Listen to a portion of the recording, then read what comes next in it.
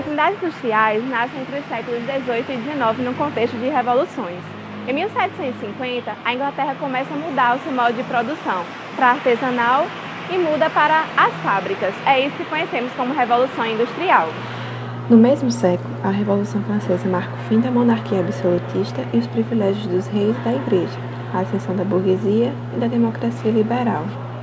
As cidades industriais se desenvolvem num contexto de revoluções. A Inglaterra aumenta sua população de 7 milhões em 1760 para 14 milhões apenas 70 anos mais tarde. Isso com a vinda de outras pessoas do campo e de outros países. Os meios de transporte começam a ser estruturados com a criação de autopistas, canais navegáveis, barcos a vapor e as estradas de ferro. Junto a isso, o índice de mortalidade diminui e a duração média de vida cresce, influenciados pela melhoria da vida com acesso a novos bens e serviços.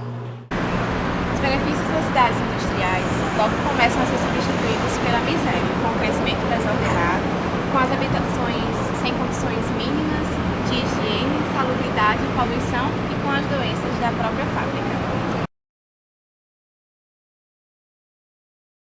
Em comparação às cidades renascentistas, barrocas ou medievais, a cidade industrial ela nasceu de maneira desordenada, enquanto que a cidade renascentista ela nascia em torno de um núcleo, que ele podia ser uma igreja ou um palácio. Voltando às cidades industriais, elas construíam seus edifícios ou residências, eles não contavam com o todo da cidade, diferente da cidade renascentista. Em primeiro momento, era necessário promover habitações para a alta classe trabalhadora. Isso, eles tentaram aproveitar a estrutura da cidade já existente, fragmentando os antigos prédios e formando novos cortiços. A especulação imobiliária visava o maior lucro possível com baixos custos. Os cortiços eram construídos com materiais de baixa qualidade, desprovidos de saneamento básico e salubridade, abrigando um número de pessoas maior que o seu limite. O relato de Engels, no livro A Situação da Classe Operária na Inglaterra, publicado em 1845, mostra o cenário da cidade industrial nesse primeiro momento, com o abandono das casas do centro pelas classes altas. Na antiga cidade, as ruas, mesmo as melhores, são estreitas e tortuosas, as casas sujas, velhas, em ruínas e o aspecto das ruas laterais é absolutamente horrível. São os restos da velha Manchester pré-industrial, cujos antigos habitantes se transferiam, com seus descendentes, para bairros melhores construídos, deixando as casas, que se sentiam tornadas para eles demasiadamente miseráveis, para uma raça de operários fortemente misturada com sangue irlandês.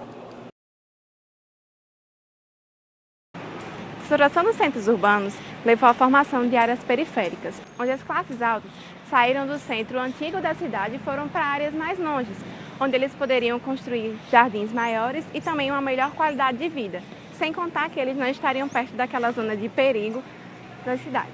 Em seguida, houve a formação dos bairros operários periféricos. Eles tinham a mesma lógica dos cortiços das cidades. Eram habitações onde eram construídos com materiais mais baratos e muito pequenos para abrigar o maior número de pessoas. Era uma zona sem higiene e sem salubridade. As indústrias, elas foram construídas nesse mesmo ambiente, ou seja, o operário estava perto de onde ele trabalhava.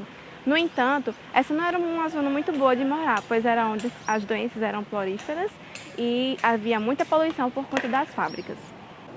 Segundo o relato de Engels, cada casa é construída sem levar absolutamente em conta as outras casas, e os pequenos campos livres em cada habitação, por falta de outro nome, são chamados pátios. As casas operárias não mais são construídas individualmente, mas quase sempre por dúzias ou aos montões. Um só empresário constrói uma ou mais ruas por vez. As casas são velhas, sujas e do tipo menor. As ruas são desiguais, cheias de buracos e em parte não calçadas, destituídas de canalização. Lixos, refugos e lodo nauseantes são esparsos em toda parte em enormes quantidades. A heterogeneidade da época vinha através da distinção dos bairros, onde era fácil a identificação onde moravam as classes mais altas e as classes mais baixas. O isolamento era símbolo do poder aquisitivo da época, em que as famílias que tinham maiores condições elas moravam em casas de campo no subúrbio, enquanto a de classes mais baixas moravam nos próprios centros urbanos, em zonas que tinham as ferrovias, as fábricas, os rios, uma zona que era cheia de doenças e poluição. A situação dos centros urbanos começou a ficar muito precária em virtude de tudo que acontecia naquela época.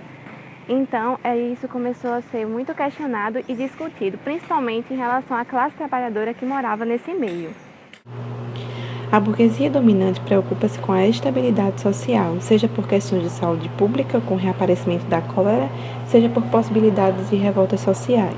A busca pelas soluções da problematização das cidades naquela época resultou no que nós chamamos 100 anos depois de urbanização. Uma nova atitude foi tomada em relação às cidades, de que a ética e a técnica eram valores muito mais importantes do que a estética, que ficou apenas para segundo plano.